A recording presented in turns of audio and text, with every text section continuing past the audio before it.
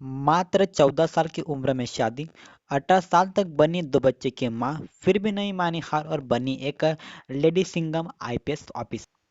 So welcome back and स्वागत है आपका आपके अपने चैनल जीके पार्क में। तो यहाँ पे आज इस वीडियो में बात करेंगे कि तमिलनाडु में रहने वाले एन अंबिका मात्र 14 साल की उम्र में उनकी एक पुलिस कांस्टेबल के साथ शादी हो गई और उनका सफर किस तरीके से रहा, किस तरीके से एक आईपीएस ऑफिसर बनी।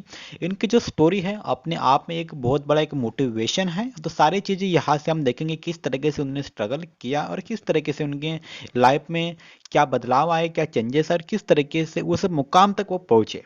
तो बात करेंगे यहाँ पे तमिलनाडु में रहने वाले एन अंबिका मात्र 14 साल की उम्र में एक पुलिस कांस्टेबल से उनकी शादी हो गई। मतलब वो एक प्रकार का उनका बाल विवाह हो चुका था। अब यहाँ पे 18 साल की उम्र में उनके 2 बच्चे हो चुके थे। साथ में उनका जो एजुकेशन था, उनका एजुकेशन सिर्फ और सिर्फ 4th क्लास तक था। अब उनके पति जो है वो एक पुलिस कांस्टेबल होने के कारण 15 अगस्त और 26 जनवरी को उनकी परेड वगैरह वो देखने चले जाते थे। तो उनका वो जो मान सम्मान, जो वरिष्ठ अधिकारी थे, जो आईपीएस ऑफिसर थे, उनका मान सम्मान, उनका सल्यूट करने का तरीका वगैरह देख के वो उनसे प्रभावित हुए।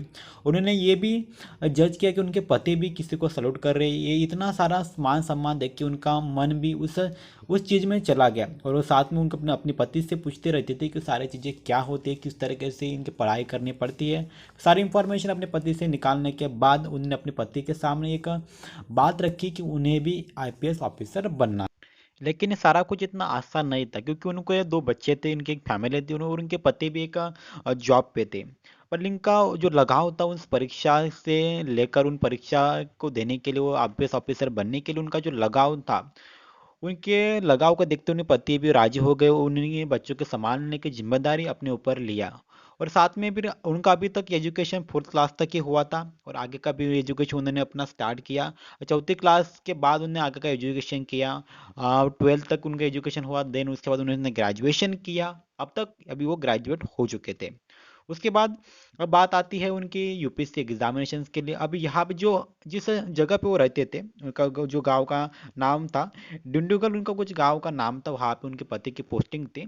देन अभी वो यूपीएससी के एग्जामिनेशन के लिए उनको अपना घर छोड़ना पड़ा और वो अभी वो चेन्नई में जाके अपनी कोचिंग करने लगी। अब 3 साल उन्होंने वहाँ पे अपने दिए। पहले अटेम्प्ट में वो फेल हो चुके थे, दूसरे अटेम्प्ट में भी वो फेल हो चुके, तीसरे अटेम्प्ट देने के बाद वो फेल हो चुकी। उसके बाद उन्हें पति ने उन्हें सलाह दिया है कि आप अभी वापस आ जाइए।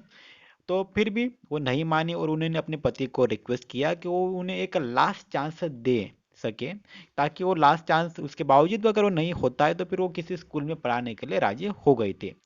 लेकिन बात आती है अभी 2008 में, उनका अभी 4th टर्म था। अब 4th टर्म में अभी लास्ट एग्जाम था, उनका लास्ट अटेम्प्ट था। उनकी जैसा कि पारिवारिक जो परिस्थिति थी, उनके पति के साथ उन्हें जो समझौता किया था उसके तहत उनका एक लास्ट अटेम्प्ट था और 2008 में उन्होंने 4th अटेम्प्ट दिया और 4th अटेम्प्ट में उनका जो सपना था वो साकार हो चुका था और सिलेक्शन के बाद उन्हें आईपीएस कैडर मिल चुका था। उसके बाद उनकी जो पहली पोस्टिंग थी, उनकी पहली पोस्टिंग जो तो मुंबई में मिली थी और मुंबई के जोन 4 में उनके डीएसपी एज अ डीएसपी उनको उनकी जो फर्स्ट पोस्टिंग थी मुंबई में मिली थी।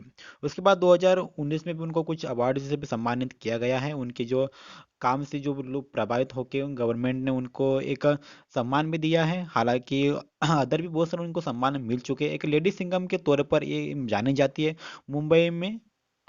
तो इनकी इस तरीके से पूरी इनकी हिस्ट्री है और अपने आप में एक बहुत बड़ा मोटिवेशन है किस तरीके से उन्होंने अपना एजुकेशन किया। 4th क्लास तक वो पढ़े थे सिर्फ, उनका बाद में उन्होंने पूरा एजुकेशन कंप्लीट किया। 2 बच्चों को दूर रह के उन्होंने चेन्नई में अपनी कोचिंग क्लासेस किया।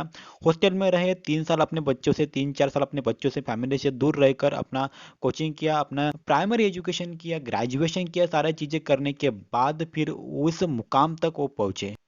तो ये सारी चीज़ें किसी भी लेडीज़ के लिए, फैमिली मेंबर के लिए इतनी बड़ी आसान नहीं होती। उनका स्ट्रगल काबिल तारीफ है और अपने यूथ के लिए एक बहुत अच्छा, एक बहुत बड़ा मोटिवेशन आप इसको बोल सकते हैं।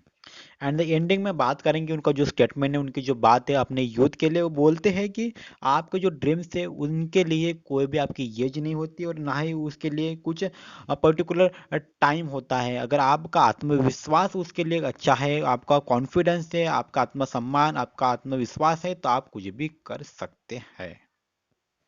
तो ये थी छोटी सी हमारे लेडी सिंघम की कहानी। वीडियो पसंद आए तो वीडियो को लाइक कर, चैनल को सब्सक्राइब करें। Thank you.